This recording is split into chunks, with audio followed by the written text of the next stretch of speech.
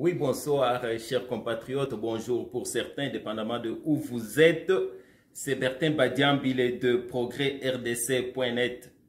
Encore une fois, devant vous pour pouvoir parler ensemble. Même si vous ne me répondez pas, je vais avoir des réponses de certains après un jour, 2 jours, 3 jours. C'est toujours très apprécié. Mais quand même, analyser la situation de chez nous. Parce que tous nous aimons ce pays-là, ceux qui vivent dans le pays, ceux qui sont à l'extérieur. Autrement, on serait totalement désintéressé de ce pays-là.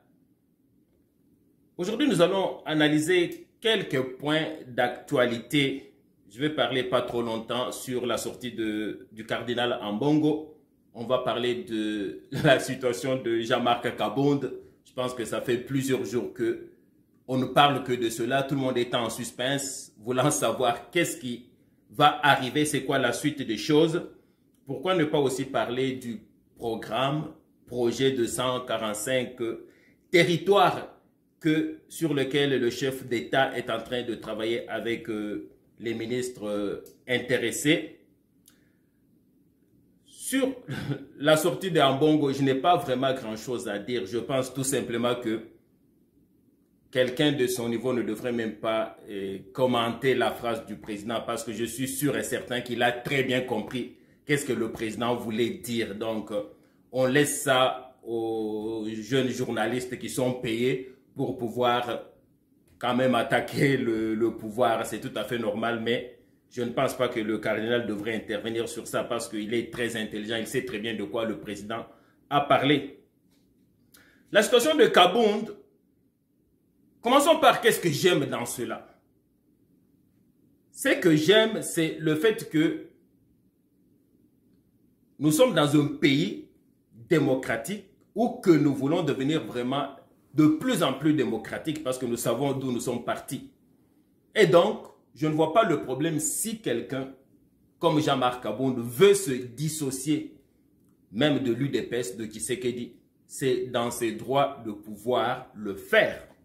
Donc, ça reste, selon moi, une situation interne à régler à l'intérieur de l'UDPS elle-même.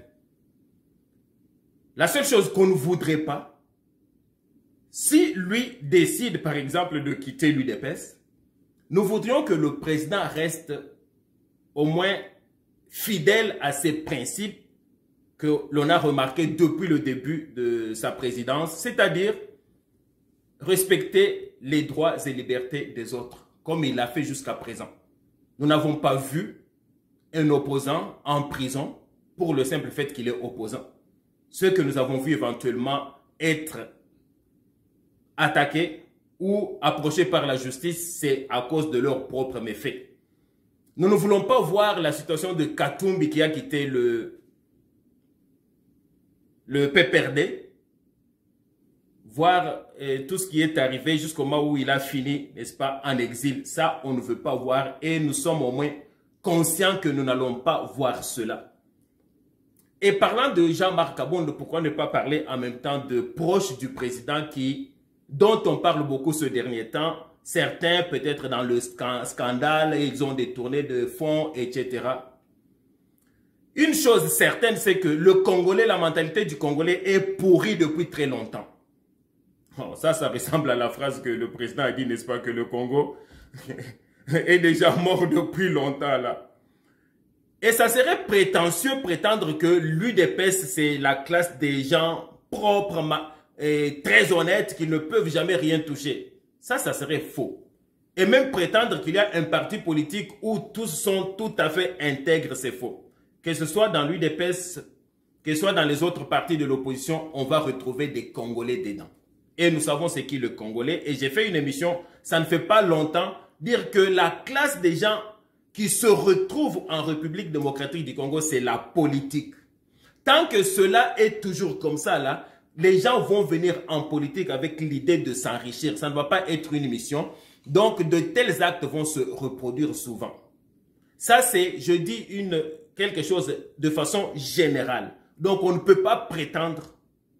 Mais ce que nous attendons du pouvoir, c'est que ce soit un Bilomba, comme on a entendu, qui est de l'UDPS, s'il y a quelqu'un qui lui reproche, on soupçonne quelque chose, moi j'ai été très content de voir que l'UDPS ne s'est pas mis, n'est-ce pas, en défensive pour défendre Bilomba. Non, non, ce n'est pas vrai. Non, non, on a vu beaucoup de combattants tout de suite s'attaquer contre Bilomba. Parce que nous sommes là pas pour un parti politique, nous sommes là pour la République démocratique du Congo. Donc c'est la même chose. Peu importe c'est qui, un conseiller du président. S'il y a quelqu'un qu'on soupçonne avoir fait quelque chose, il faut que la justice, n'est-ce pas, sorte ses griffes pour faire son travail. Tant que cela ne se fait pas, on n'est pas avancé dans ce pays-là. Donc, je ne pense pas que quelqu'un qui aime ce pays-là peut venir pour défendre, que ce soit Kabound, que ce soit n'importe quel proche du président, simplement parce qu'il est de l'UDPS. Non. Nous nous battons pour le bien de la République démocratique du Congo. Et j'apprécie l'attitude de l'UDPS parce que je ne les vois pas, n'est-ce pas, en train de défendre, de protéger quelqu'un. Si quelqu'un a mal agi, jusqu'à présent, je vois que tout de suite, ce sont les combattants qui sont les premiers à le dénoncer. Parce que si quelqu'un vole, c'est pour s'enrichir lui seul. Il n'est pas là pour enrichir toute la République démocratique du Congo. Ça, c'est le côté que j'aime de cette situation-là. Maintenant, pourquoi est-ce que l'opposition en ce moment est tout concentrée sur la situation de Kabound, voir où est-ce que ça va aboutir, souhaitant même que quelque chose de mal arrive, que l'UDPS éventuellement se mette les bâtons dans les roues, parce qu'on a l'échéance de 2023 qui est très très proche de nous. C'est tout simplement parce que je pense que l'opposition s'est essoufflée. Pourquoi est-ce que l'opposition s'est essoufflée? Je l'ai dit dans plusieurs de mes émissions, parce que l'opposition au Congo ne sait même pas c'est quoi le rôle de l'opposition. Et pourquoi est-ce que l'opposition ne sait même pas c'est quoi le rôle de l'opposition? Parce que ils n'ont pas une autre référence d'une opposition à un gouvernement tout à fait normal, démocratique. Parce que tout ce que nous avons vécu jusqu'à présent, c'était opposition à des dictatures, à Mobutu, un peu à Laurent Désiré, mais lui, il n'a pas vraiment travaillé longtemps. Et puis, 18 ans de Kabila, des gens qui étaient des sanguinaires. Alors, c'est la seule référence que l'opposition a. Donc, qu'est-ce qu'il faut faire? C'est juste combattre celui qui est au pouvoir. Ce qu'ils n'ont pas compris, c'est que le vrai rôle de l'opposition, c'est ne pas combattre ou mettre les bâtons dans les roues. C'est plutôt montrer qu'ils peuvent faire mieux que celui qui est au pouvoir, afin que le peuple puisse les suivre. Qu'est-ce que je vais dire autrement? Pourquoi est-ce qu'ils se sont essoufflés? Tout d'abord, ils agissent comme si Tshisekedi était un dictateur. Voilà pourquoi ça n'a pas marché. Ils vont dire tellement de choses, ils volent, ils font ceci, mais on entend quand les opposants parlent. Mais si c'était vrai, vous savez, ce n'est pas nécessaire juste de parler, de critiquer, on allait voir les faits concrets. Je vais expliquer ce que je suis en train de dire. Pourquoi est-ce que Kabila a été déstabilisé? Est-ce que c'est à cause des États-Unis qui sont intervenus à un certain point? Non. Les États-Unis sont venus parce qu'ils ont vu que non, ça ne marche pas vraiment. Le peuple n'accepte pas. Le peuple accepte même de mourir. Pourquoi est-ce que le peuple acceptait de mourir et aujourd'hui le peuple ne peut pas faire autant? C'est parce que quand il y a un dictateur, d'ailleurs c'est ça la bonne question qu'on doit se poser. Pourquoi est-ce que dans le passé, qui est en train de tuer? Est-ce que Tshisekedi est en train de tuer les opposants? On ne voit pas cela. Kabila, est-ce qu'il était en train de tuer? Oui. Mais pourquoi est-ce qu'on n'avait pas peur de Kabila et aujourd'hui on a peur de Tshisekedi? Parce qu'on dirait que l'opposition a peur de Tshisekedi. Pourquoi est-ce qu'on ne voit pas de grandes manifestations? Quand les gens sortaient sur la... Pourquoi est-ce que les gens sortaient sur la route quand Kabila était au pouvoir? Parce que les gens n'avaient pas besoin qu'on leur dise. Ils voyaient de la dictature. On tuait les gens. Les opposants étaient dans les prisons. On pillait, n'est-ce pas, les ressources du pays. Tout le monde s'enrichissait. Il y avait l'argent qui pouvait venir, n'est-ce pas, des grands organismes internationaux Et cet argent-là a été détourné. Il y a l'argent pour l'aéroport, il y a l'argent pour Bukangalonzo, cet argent. Donc, on voyait que non, c'était juste ces gens-là qui s'enrichissaient et le peuple est en train juste de souffrir. À part le fait que les prisons étaient pleines de journalistes, etc. Alors, quand le peuple en a assez, il est prêt à sortir. Voilà pourquoi Kabila tirait avec des balles réelles. Pourtant, les rues étaient toujours pleines. Les gens n'avaient pas peur. Bien sûr, c'est la chair humaine, mais on voyait que l'opposition était là. N'est-ce pas? Des balles réelles. On jetait des gens dans le fleuve. On connaît tout cela. Mais malgré cela, Kabila, pour pouvoir y arriver, il devait faire venir des armées étrangères, des gens qui ne parlaient pas de langue congolaise. Et malgré cela, ça bougeait.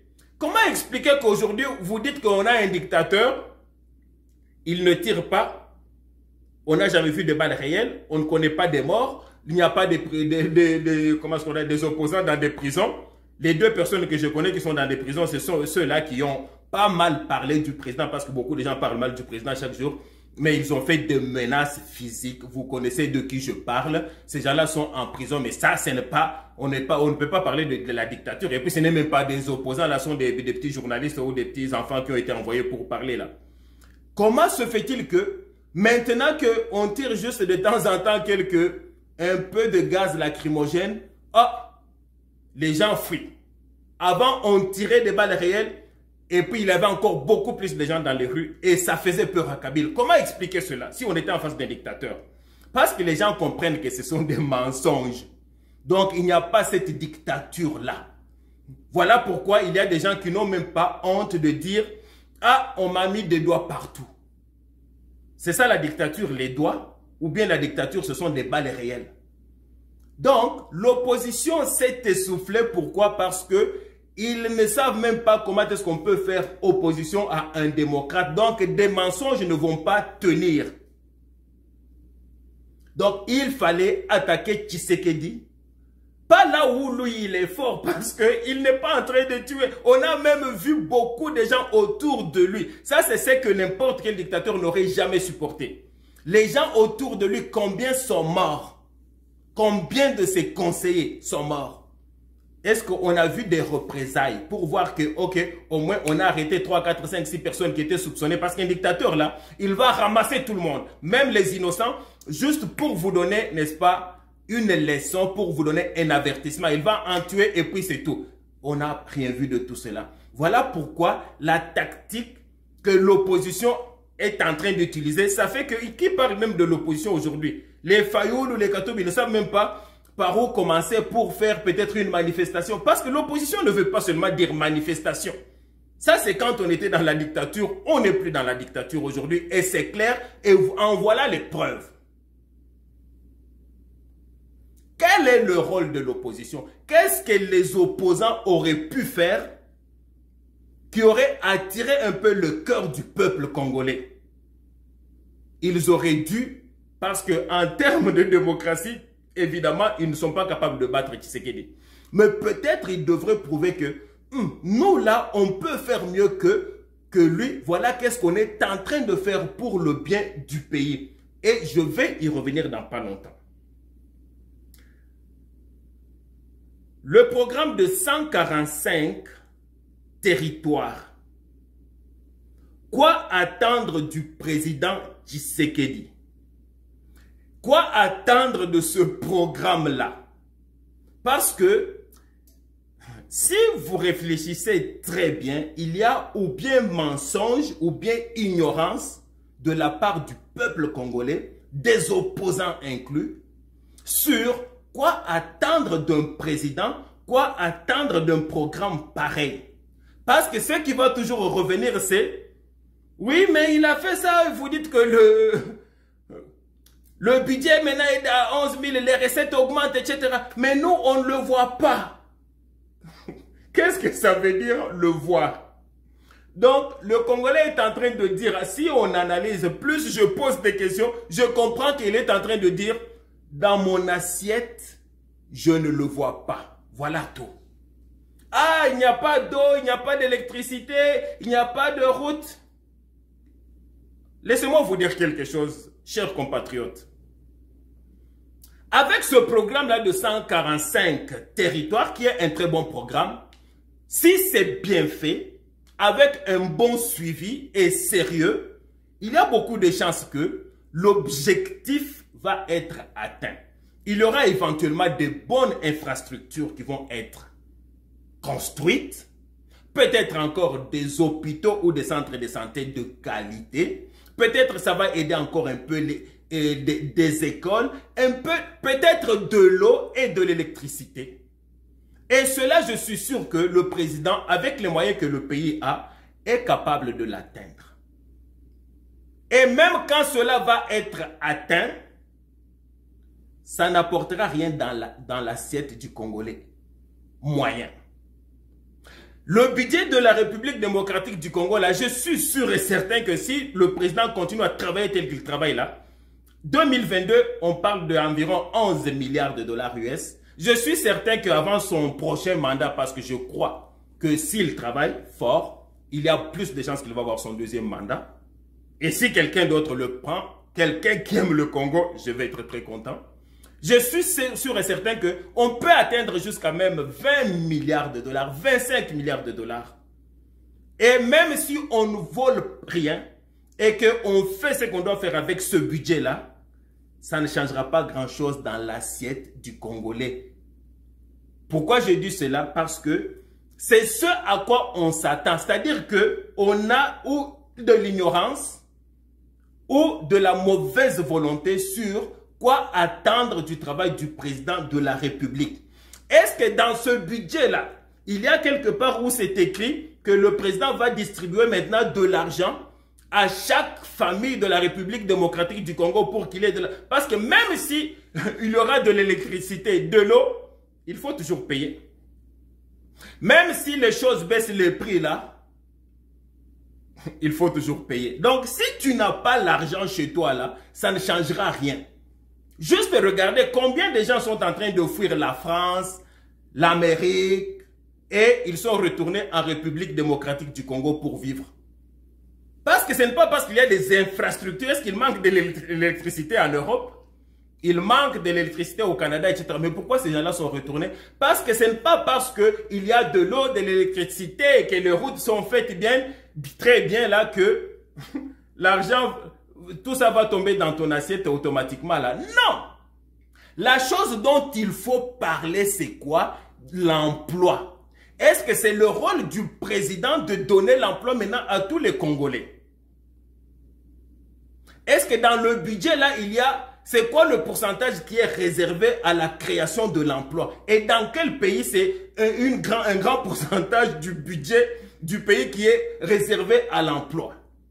Donc, peu importe comment les routes vont être faites, ça va aider de façon indirecte. C'est-à-dire que ça va favoriser, créer les conditions pour que l'économie commence à bouger. Et même si l'économie commence à circuler là, tant que tu n'as pas d'emploi pour gagner ton argent et puis aller payer, donc, est-ce que c'est le rôle du président ou bien c'est le rôle des Congolais?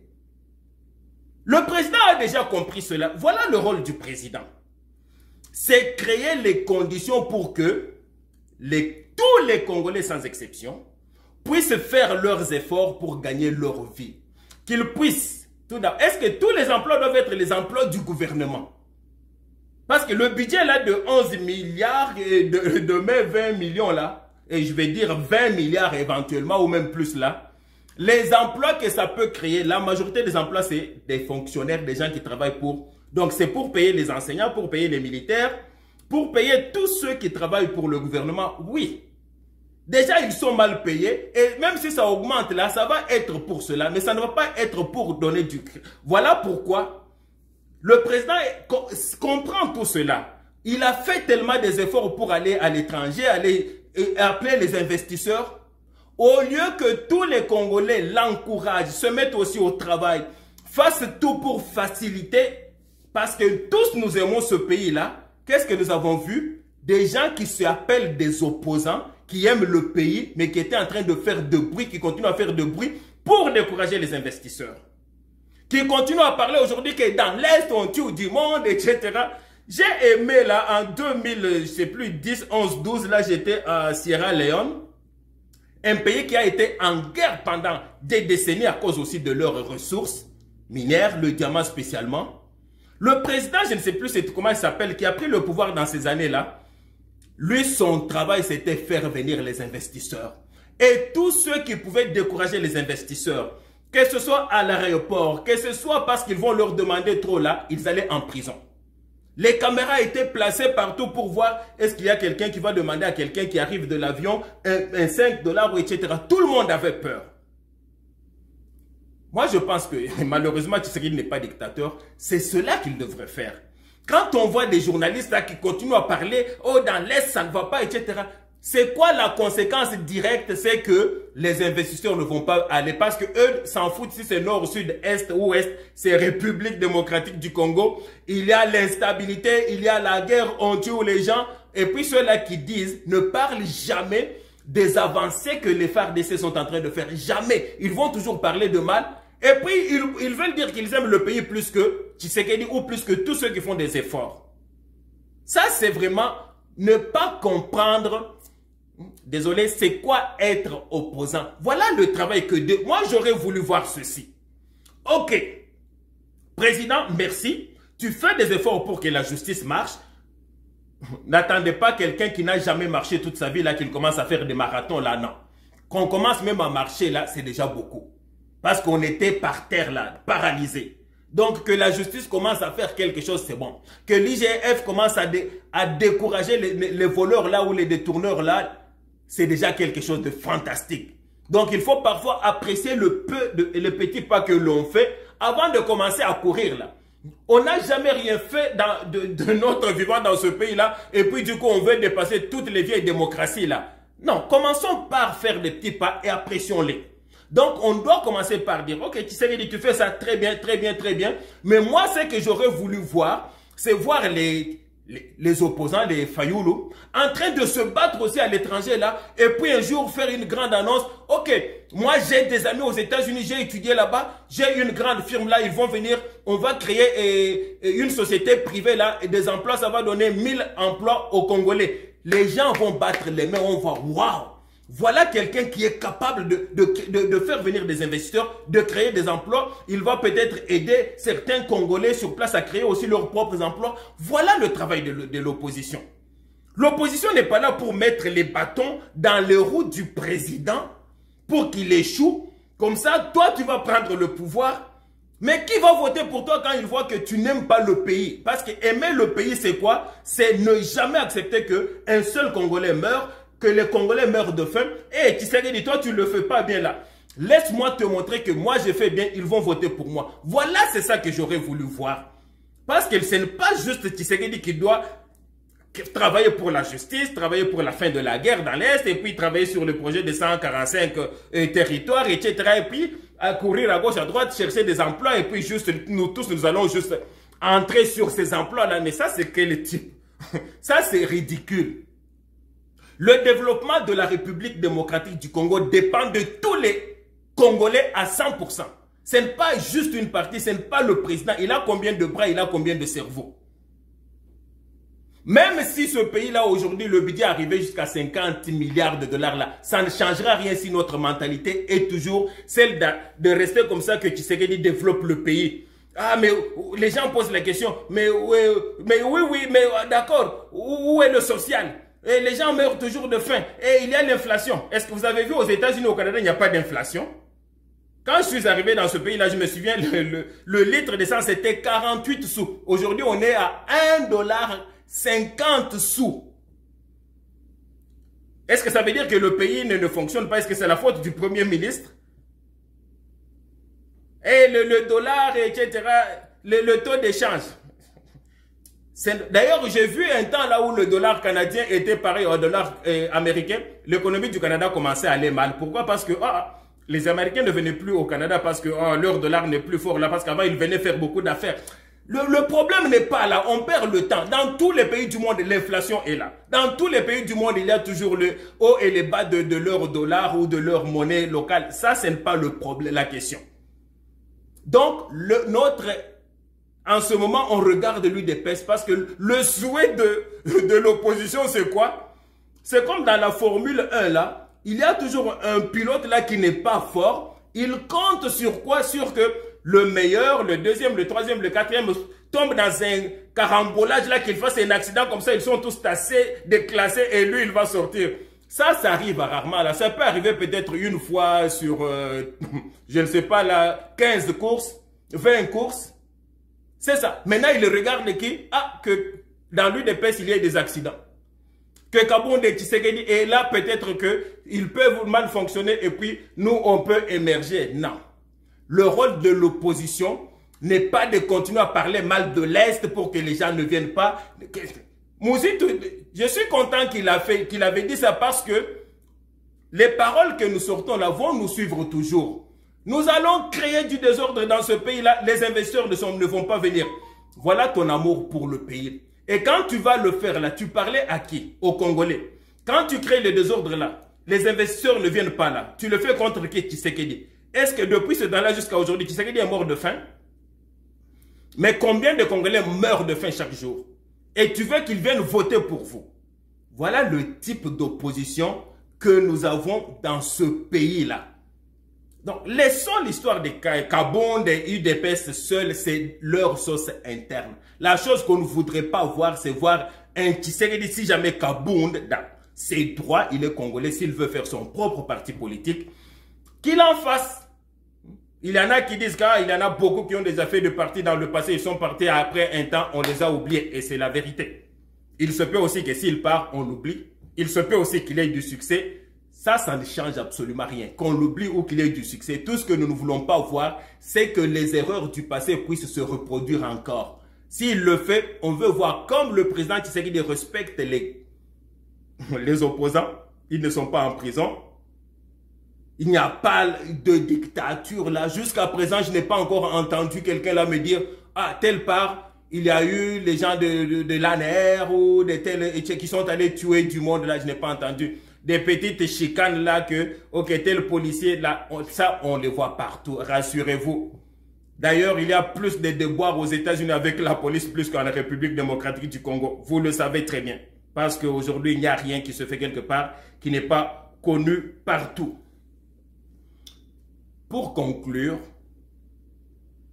en Bongo, je pense qu'il perd son temps de parler des choses pareilles. Ça sont les choses qui ne sont pas de son rang. Jean-Marc Kabound, qu'il quitte l'UDPS ou qu'il reste, ça regarde l'UDPS.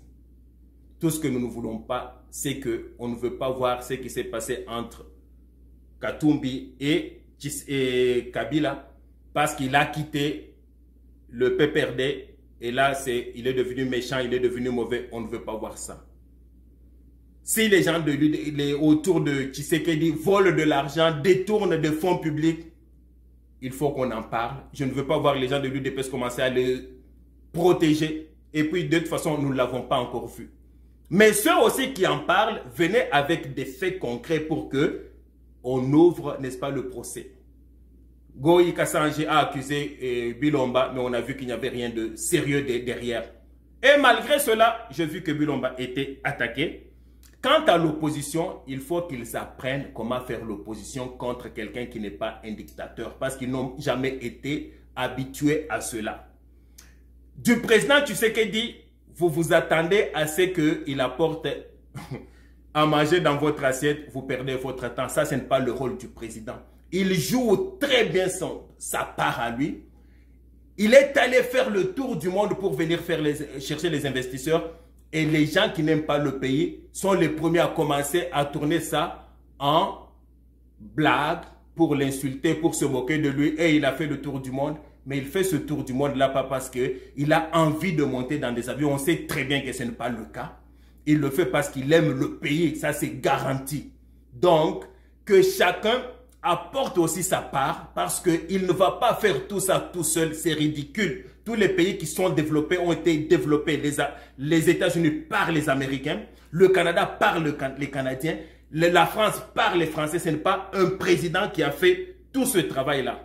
Le président fait sa part. Si nous, les Congolais, ne voulons pas faire notre part, nous allons rester toujours à ce niveau-là toute notre vie. Et d'ailleurs, avec un de mes amis, on riait, on dit que mais Dieu a un sens de justice. Imagine avec tout ce qu'il nous a donné dans le sous-sol là, s'il avait donné aux Congolais l'intelligence pratique là, on allait dominer toute l'Afrique, peut-être tout le monde.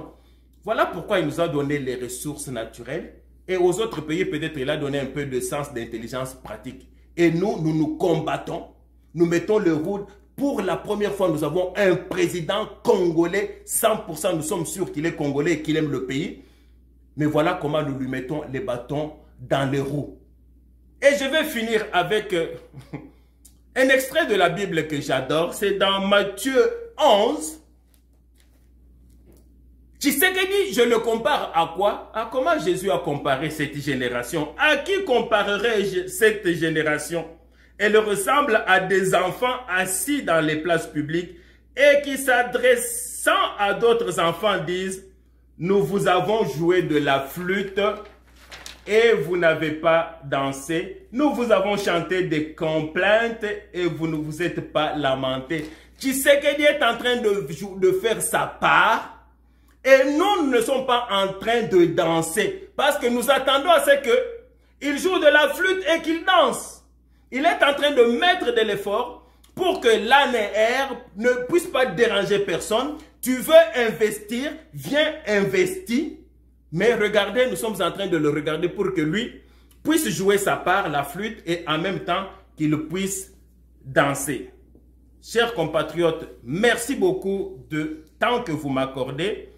Dès qu'on a du temps, on va continuer à réfléchir. C'est le temps qui nous manque, mais on va continuer pour le bien de notre pays. Merci beaucoup. Partagez cette vidéo si vous l'aimez.